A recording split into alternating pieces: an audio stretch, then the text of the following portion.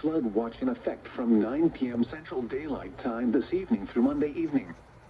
What flooding caused by excessive rainfall is possible? Where a portion of central Alabama, including the following counties: Autauga, Barber, Bibb, Blunt, Bullock, Calhoun, Chambers, Cherokee, Chilton, Clay, Cleburne, Coosa, Dallas, Elmore, Etowah, Fayette, Greene, Hale, Jefferson, Limar, Lee, Lowndes, Macon, Marengo, Marion, Montgomery, Perry, Pickens, Pike, Randolph, Russell, Shelby, St. Clair, Sumter, Talladega, Tallapoosa, Tuscaloosa, Walker, and Winston. When? From 9 p.m. Central Daylight Time this evening through Monday evening.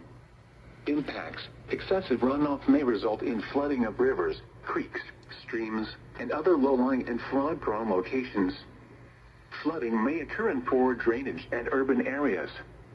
Additional details: http://www.weather.gov/safety/ flood. You should monitor later forecasts and be alert for possible flood warnings. Those living in areas prone to flooding should be prepared to take action should flooding develop. Now here